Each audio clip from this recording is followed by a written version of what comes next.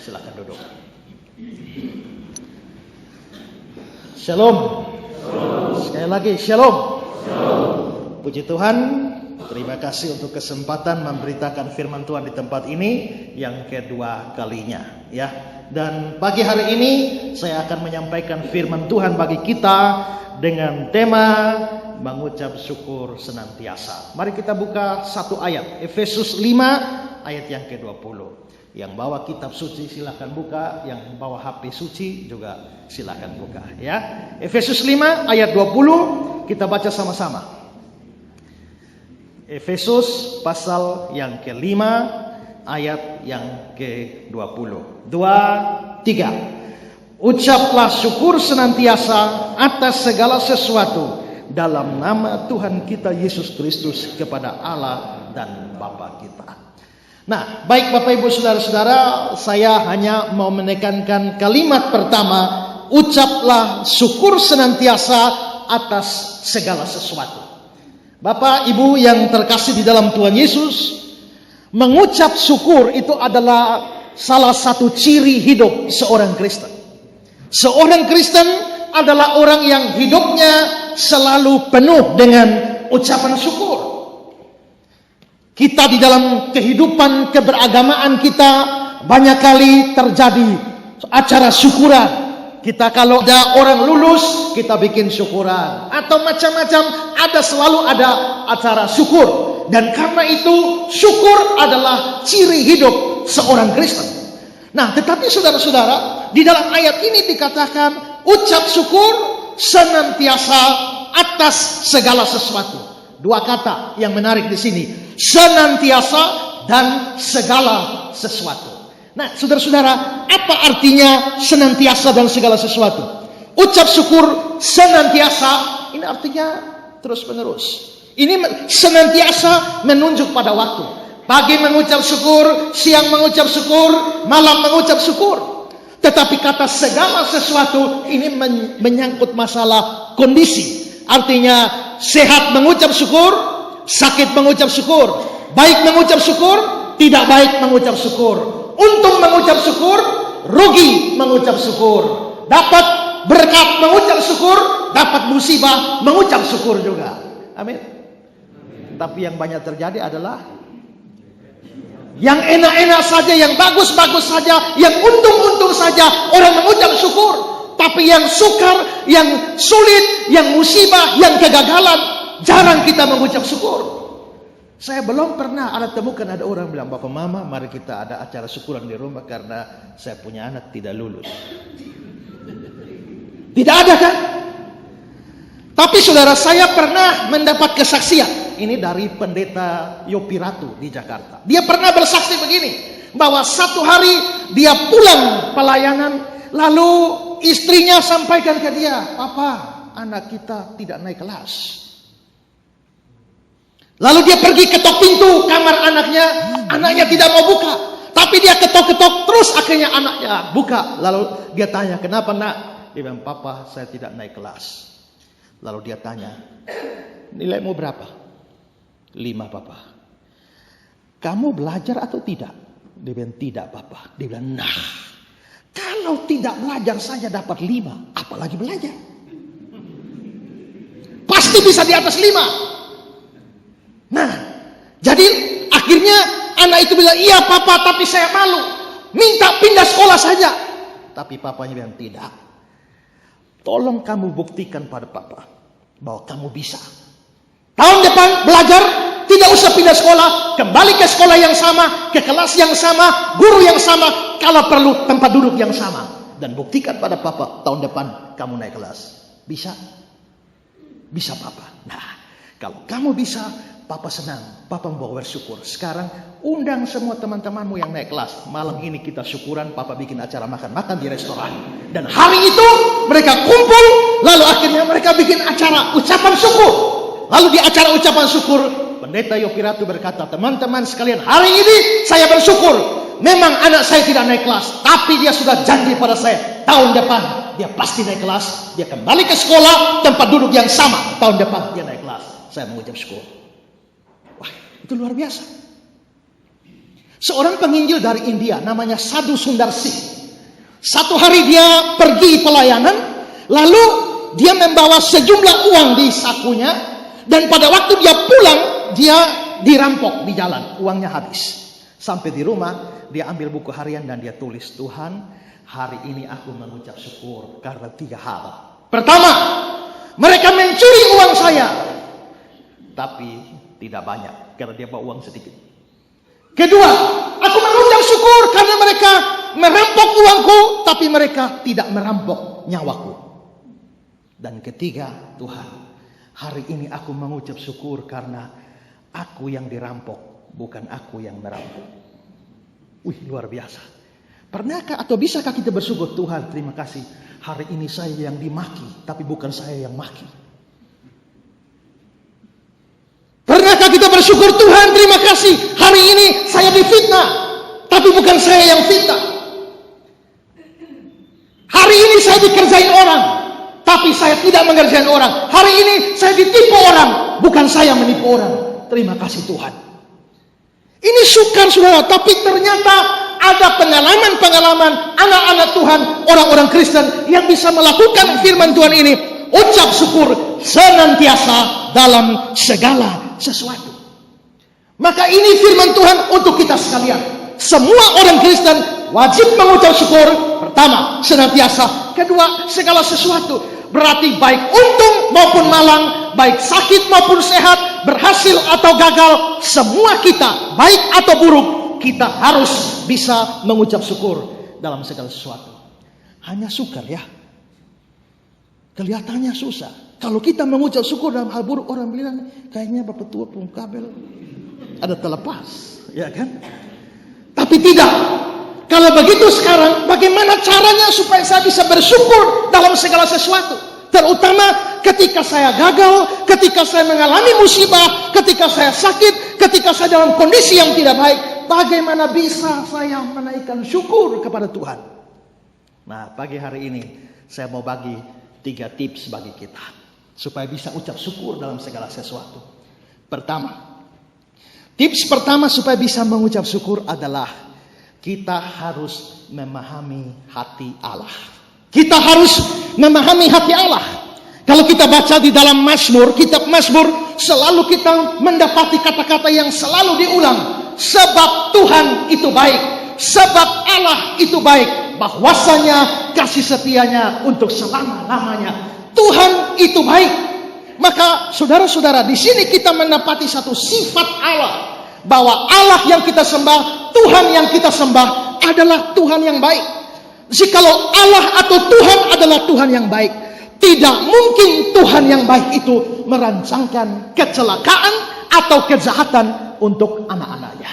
Tidak mungkin Tuhan yang baik itu merancangkan malapetaka untuk anak-anaknya. Itu tidak mungkin, karena Tuhan itu baik. Nah, di dalam Yeremia 29 ayat 11, Tuhan mengerti atau mengetahui rancangan-rancangan apa yang ada padaku mengenai engkau, yaitu rancangan damai sejahtera, rancangan yang baik, bukan rancangan kejahatan atau rancangan kecelakaan. Berarti di sini kita mesti start untuk bisa ucap syukur. Kita mesti start dari pemahaman bahwa Tuhan itu adalah Tuhan yang baik. Tetapi bahwa Tuhan itu Tuhan yang baik bukan berarti hidup kita akan mulus. Bahwa Tuhan itu Tuhan yang baik bukan berarti hidup kita akan bebas dari segala macam kesulitan seperti orang jalan di jalan tol yang bebas hambatan. Tidak. Hidup manusia tetap masih punya kesulitan, tetap masih punya problem, tetap masih punya penderitaan. Tetapi sifat Tuhan yang baik itu mengajarkan pada kita bahwa di balik kesulitan yang kita alami, Tuhan punya rencana yang baik. Di balik penderitaan yang kita alami, Tuhan punya maksud baik. Di balik kegagalan yang kita alami, Tuhan mempunyai rencana atau rancangan yang baik bagi kita. Nah, atas dasar rencana Tuhan yang baik inilah kita mengucap syukur. Roma 8 ayat 28 berkata, sebab Allah turut bekerja dalam segala sesuatu, mendatangkan kebaikan bagi orang-orang yang mengasihi Dia. Artinya apa?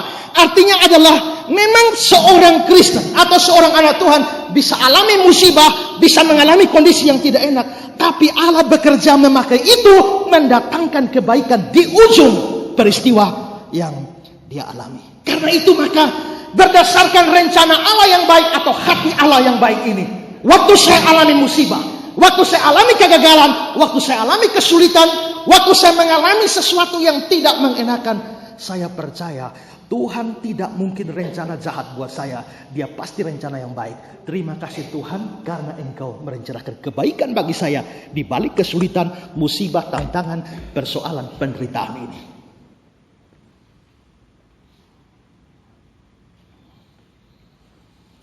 Ada seorang pelaut.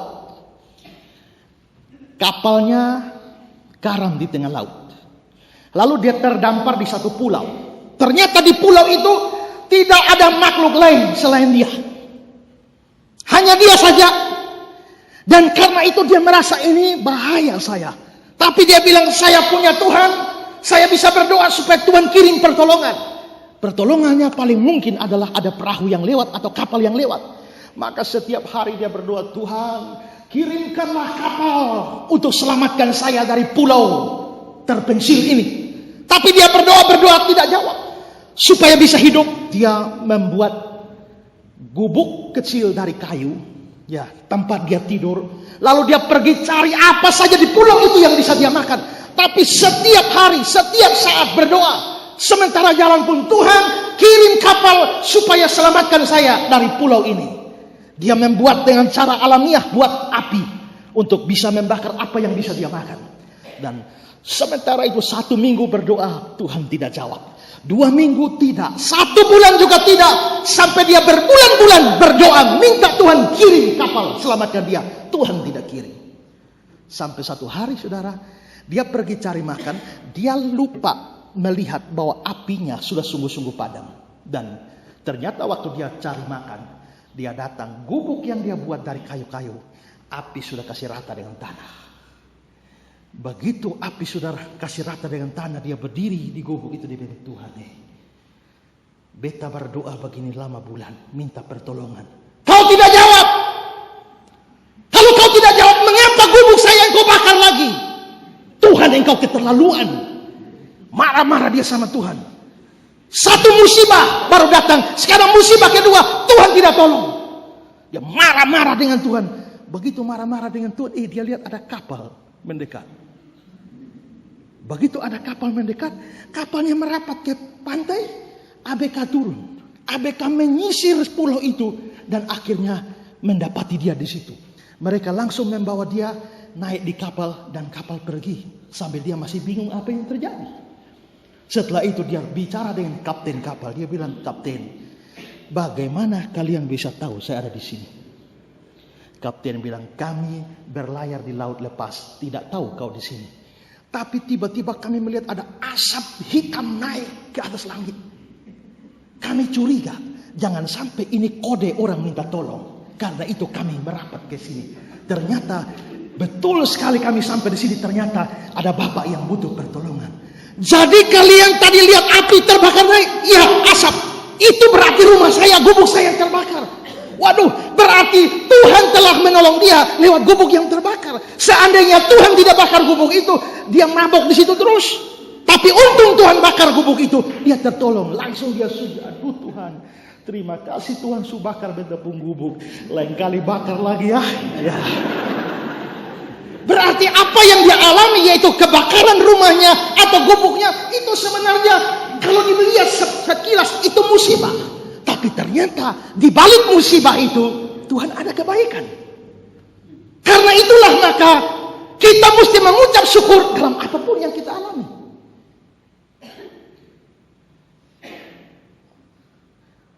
Tadi malam saya baca satu cerita. Ada satu pendeta.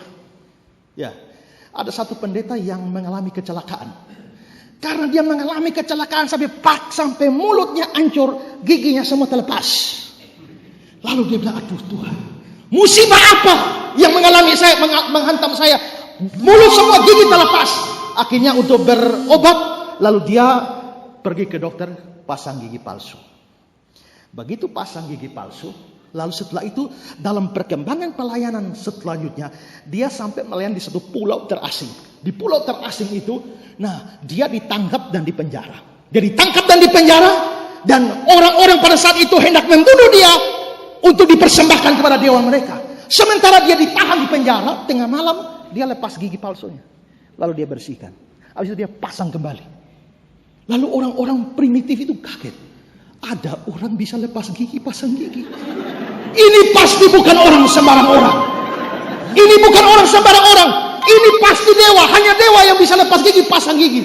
Akhirnya mereka ketakutan dan datang minta maaf dan lepaskan dia. Dewa pulang baik-baik ya. Nah, kalau begitu dia sadar, untung baik gigi tak lepas, patah semua dulu itu. Kalau gigi tidak patah, berarti dia sudah mati. Disembelih. Berarti di balik hancurnya giginya, lepas gigi semua, ada rencana Tuhan yang baik. Amin. Kalau begitu, waktu saudara mengalami musibah, kesulitan, belum tahu apa rencana Tuhan, tapi percaya bahwa hati Tuhan itu baik. Kalau percaya, ucap syukur. Amin. Raja dengan pembantunya ini suka berburu. Mereka berburu bawa senapan. Lalu kalau karena berburu, mereka belum dapat buruan, sementara istirahat. Rajanya duduk di situ, pembantunya bersihkan senjata. Ternyata bak petua salah tekan, tak, meledak. Peluru hantam ibu jari kaki dari raja.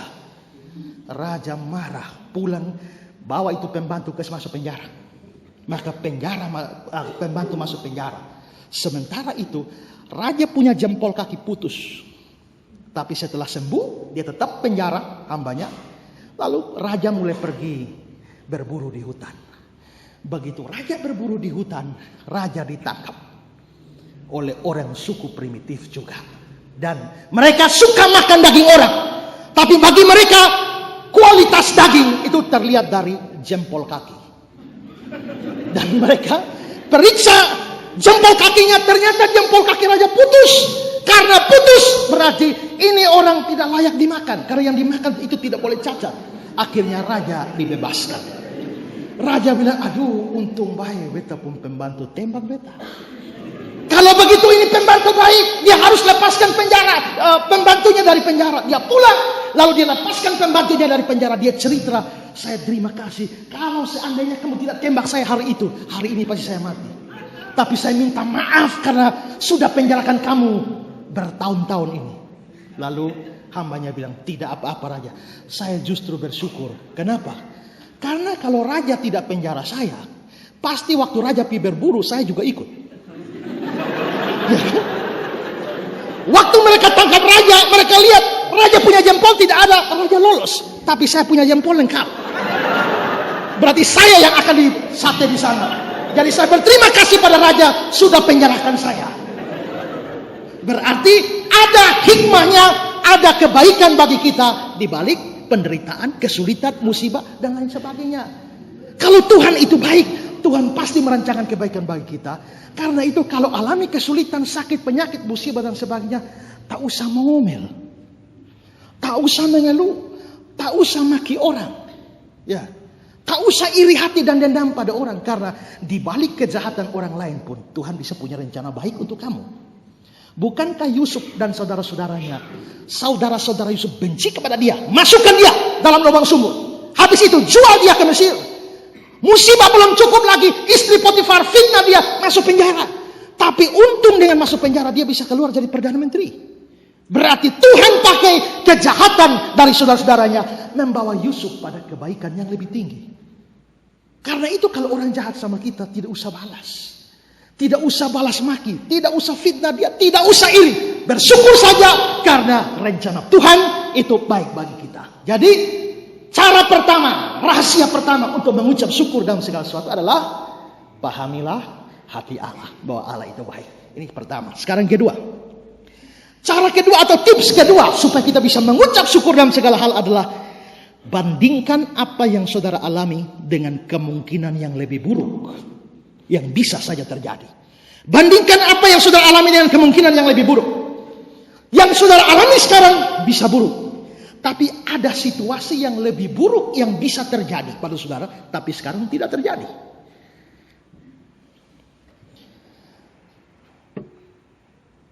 Coba lihat, tadi contoh saya tentang Sadus Nursing. Yang dia alami adalah uangnya dirampok. Ada kemungkinan lain adalah uangnya lebih banyak dirampok. Tapi hari itu dia tidak bawa uang banyak. Sehingga dia mengucap syukur, Tuhan, sekalipun saya dirampok, tapi tidak banyak. Dia dirampok uangnya.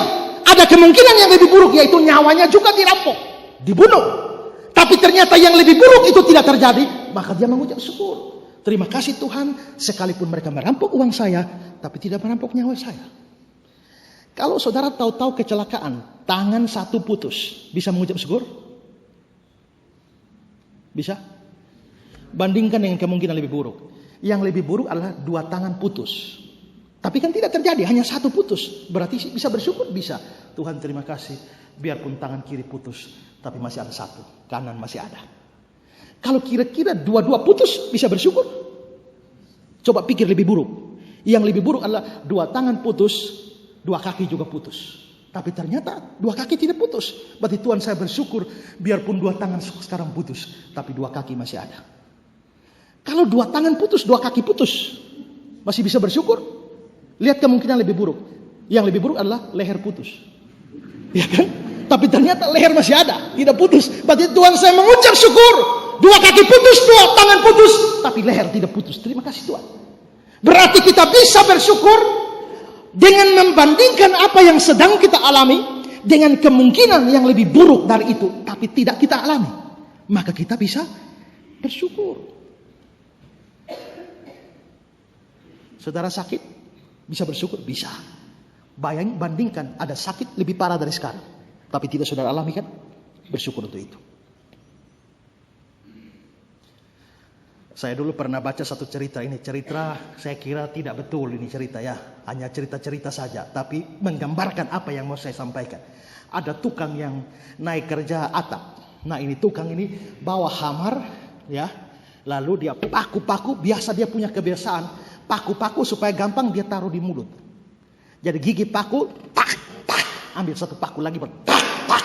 Sementara dia paku-paku pakai hammer. Bagi tiba-tiba ada bunyi sesuatu yang mengagetkan. Tiba-tiba beberapa paku dia telan. Begitu beberapa paku dia telan, dia bilang, Tuhan terima kasih Tuhan. Untung hanya paku yang beta telan. Kalau ini hammer yang beta telan, kira-kira bagaimana? Nah berarti menelan paku itu bahaya. Tapi menelan hammer lebih bahaya, lebih buruk. Tapi itu tidak terjadi. Dan dia mengucap syukur. Karena itu saudara-saudara, apa yang menimpamu, pikir masih bisa lebih buruk. Tapi ternyata yang lebih buruk itu tidak terjadi kan? Kalau tidak terjadi, ucap syukur senantiasa. Amin. Amin. Kedua, sekarang ketiga terakhir. Kali saya khotbah pendek saja. Ya, yang ketiga terakhir, supaya kita bisa mengucap syukur dalam segala hal adalah belajar melihat ke bawah. Yang saya maksudkan bukan hurufiah. Belajar melihat ke bawah ini adalah perhatikanlah sekelilingmu bahwa berkat-berkat Tuhan yang saudara sudah terima, kondisi yang saudara terima hari ini begitu baik, begitu luar biasa. Dan ternyata ada banyak orang atau ada banyak kondisi, banyak fakta yang lebih buruk dari kondisi saudara. Ini kontras dengan lihat ke atas. Ini yang saya maksudkan adalah membandingkan apa yang kita alami dengan apa yang orang alami. Kalau orang lihat ke atas, cenderungnya adalah iri hati. Pada waktu dia jalan kaki, dia lihat ada orang lain naik sepeda. Lalu dia lihat, dia naik sepeda, saya jalan kaki. Jadi iri hati. Begitu dia sudah punya sepeda, dayung capek-capek, dia lihat ada orang lain. Orang lain gas-gas begini saja jalan. Dia bandingkan, dia sepeda motor, saya cuma sepeda. Iri hatilah dia kepada yang punya sepeda motor. Waktu dia sudah punya sepeda motor, dia lihat orang lain naik mobil. Dia bandingkan dengan itu, dia tidak puas, dia bisa iri hati dan jengkel. Pada waktu dia punya mobil, dia lihat mobil orang lain lebih bagus. Maka dia menjadi iri hati lagi. Ketika mobilnya sudah bagus, dia lihat. Tapi yang sebelah mobil bagus 2, saya 1. Nah, maka semakin dia lihat banding diri ke atas, yang terjadi adalah ketidakpuasan terhadap apa yang Tuhan berikan dan bahkan iri hati kepada orang lain. Dan kalau iri hati sudah ada, hidupmu susah. Seorang guru, dia panggil 2 muridnya. Dia bilang, guru sudah tua. Sekarang guru mau mengundurkan diri. Guru kasih kesempatan, kalian 2 boleh minta apa saja guru kasih. Tapi ada syarat. Yang minta kedua, minta belakangan, dapat 2 kali lipat. Jadi kalau misalnya yang pertama minta 1 juta, maka yang kedua pasti dapat 2 juta. Yang minta pertama, saya minta rumah 2, yang minta belakangan dapat rumah 4. Kalau ini minta misalnya 1 miliar, yang kedua otomatis dapat 2 kali lipat, 2 miliar. Maka 2 murid ini pikir, yang minta belakangan lebih untung. Yang minta pertama rugi. Karena itu Paitua 2 tahan, tidak mau minta. Ya, harap-harap yang satu minta duluan. 1 minggu berlalu tidak ada yang minta. 2 minggu berlalu tidak ada yang minta. Sampai akhirnya yang satu sudah tidak sabar. Dia cari dia punya kawan, dia ceknya di batang leher. Dia bilang, lu minta duluan. Kalau lu tidak minta duluan, lu mati. Akhirnya lu mau minta. Akhirnya teman yang satu bilang, baiklah besok pagi saya minta. Ini malam dia pikir, kalau saya minta 1 juta dia dapat 2 juta. Saya minta rumah 2 dia dapat 4. Kalau saya minta mobil 5 dia dapat 10. Kok enak. Bagaimana saya minta duluan tapi dia tidak untung. Dia peras pikiran. Akhirnya besok pagi dia menghadap guru. Guru, saya ada permintaan. Guru bilang syaratnya kau duluan, yang satu dapat 2 kali lipat. Dia bilang, iya guru, saya tahu. Sekarang minta apa? Dia bilang, guru, saya minta cungkil mata saya sebelah. Yang minta kedua dapat 2 kali lipat. Yang kedua dicungkil mata 2-2. Itulah kalau orang iri hati. Iri hati tidak pernah membawa keuntungan bagi orang. Sebaliknya membawa kerusakan dan kehancuran bagi orang. Kalau kita iri hati dengan orang itu susah ya. Itu ada jalan baik-baik santai-santai. Tapi kita lu lihat di siang-siang pakai merah. Kok orang pakai merah lu? Lu apa yang sakit? Kalau orang pakai merah, ya kan? Kita sengsara sendiri kalau kita iri hati dengan orang lain. Tapi bagaimana supaya kita bisa bersyukur, tidak iri hati, tidak puas, belajar melihat ke bawah, bahwa ternyata apa yang sudah Tuhan berikan bagi saya, apa yang sudah saya alami, ada banyak orang tidak seberuntung saya. Jadi mengapa saya harus lihat ke atas lalu tidak puas, lalu akhirnya mengeluh, lalu akhirnya iri hati dengan orang lain. Lebih baik saya melihat ke bawah dan bersyukur atas apa yang sudah Tuhan berikan kepada saya. Seorang penjual koran, dia menjajakan koran di pom bensin. Dia anak orang miskin, sendal saja tidak bisa beli, kaki kosong. Sementara dia menjajakan koran, tiba-tiba sebuah mobil mewah masuk isi bensin. Sopir turun isi bensin. Tapi ada di sebelah sopir, ada 1 anak perempuan sebaya dengan dia, cantik sekali, dengan baju bagus sekali. Sementara dia lihat, dia bilang, aduh, betapa bahagianya anak kecil itu. Kemana-mana disupiri. Isi bensin sopirnya yang turun. Bajunya bagus, mobilnya bagus. Dia pasti anak orang kaya. Dia tidak susah seperti saya. Saya untuk makan saja susah, untuk sekolah susah. Sandal pun tidak punya. Sementara dia banding diri, tiba-tiba kaca mobil terbuka. Anak perempuan itu panggil dia, mari. Dan dia kaget, dia lari, dia kira mau beli koran. Lalu dia bawa, anak perempuan itu bilang, sobat, teman, maukah engkau mengganti saya di sini? Dia kaget. Kenapa saya harus mengganti kamu? Bukankah kamu hidup dengan mewah, kamu hidup dengan enak, tenang? Kenapa kamu mau mengganti saya? Saya mengganti kamu. Sementara dia masih berbicara, anak perempuan ini membuka pintu mobil. Begitu dia buka pintu mobil, ternyata anak perempuan itu tidak mempunyai 2 kaki. Sampai di sini putus. Saat itu juga anak penjual koran balik belakang dan dia lari. Dan dia bilang, aduh Tuhan. Ada orang yang bisa beli sepatu. Tapi mau taruh di apa? Kaki tidak ada. Saya ini biarpun tidak bisa beli sepatu, tidak bisa beli sandal, minimal kaki ada. Berarti Tuhan saya bersyukur biarpun tidak ada sandal, tidak ada sepatu, tapi ada kaki. Terima kasih Tuhan. Kalau dia membandingkan dengan ke atas, dia akan tidak puas dan mengeluh. Tapi begitu dia lihat ke bawah, ada kondisi yang lebih parah dari yang dia alami. Dia bisa bersyukur. Karena itu saudara, lihat. Kadang-kadang kita tidak bersyukur karena kita terlalu banding diri dengan orang lain. Ya, lihat orang lain punya jabatan naik, kita yang sengsara. Ya kan? Orang lain beli motor baru, kita yang meraung-raung. Orang lain beli kulkas, kita yang kedinginan. Dan lain sebagainya. Nah karena itu tidak usah lihat ke atas, belajar lihat ke bawah. Dan kita akan penuh syukur kepada Tuhan. Karena apa yang Tuhan berikan kepada kita begitu luar biasa. Banyak orang tidak seberuntung kita. Amin. Saya mau tutup khotbah saya dengan satu cerita. Cerita yang diceritakan oleh seorang penulis namanya Anthony de Mello. Tony de Mello bercerita begini. Satu hari ada seorang tukang batu yang kerjanya adalah pukul batu. Pak, pak. Sementara dia pukul di bawah teriknya matahari, dia keringat halus, jatuh. Lalu akhirnya dia berpikir, wah, kenapa saya bisa keringat seperti ini? Ini karena matahari yang begitu panas. Daripada jadi tukang batu, seandainya saya jadi matahari, mungkin lebih enak. Sementara dia berpikir begitu, tiba-tiba dewa bersuara dari langit. Hai anak manusia, mulai sekarang apapun yang kamu inginkan akan terjadi.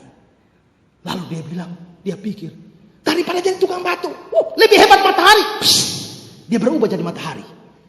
Maka senanglah dia, sekarang dia jadi matahari. Dia boleh bersinar dengan hebatnya di atas bumi. Tapi tiba-tiba datang awan tebal, menutup matahari sampai bumi gelap. Lalu dia pikir, kalau begitu awan lebih hebat dari matahari. Waktu dia bilang awan lebih hebat dari matahari, akhirnya dia berubah jadi awan. Maka dengan bangganya dia mulai menggelapi seluruh bumi ini. Tapi tiba-tiba turunlah hujan. Begitu turun hujan, awan lenyap. Lalu dia pikir, kalau begitu hujan lebih hebat dari awan. Maka jadilah dia hujan. Maka dengan hujan dia turun ke bumi. Nah, dan segala dia kasih hujan yang lebat, banjir, semua di bawah, pohon-pohon tumbang. Tapi yang dia heran adalah satu batu karang di situ. Biar dia hantam bagaimanapun itu batu karang tidak goyang. Dia bilang, kalau begitu batu karang lebih hebat dari hujan. Berubahlah dia jadi batu karang. Sementara dia bangga karena kokoh sebagai batu karang. Tiba-tiba dia dengar bunyi, pak. Dia lihat di sana, aduh tukang batu ada pukul batu sambil batu hancur. Berarti tukang batu lebih hebat dari batu. Lalu kembali dia jadi tukang batu.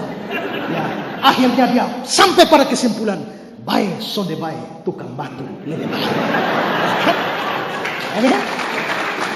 Nah karena itu saudara, dia mengembara sampai mana-mana, tapi pada akhirnya dia sadar bahwa yang dia punyai, yang sementara dia kerjakan, itulah yang baik, dan dia mengucap syukur.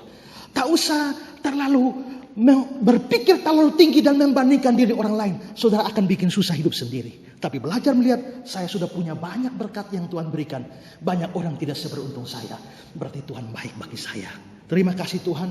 Biarpun makan nasi saja dengan ikan tunjuk yang warna merah itu, ya makan-makan tunjuk dia, makan-makan tunjuk dia, ya kan?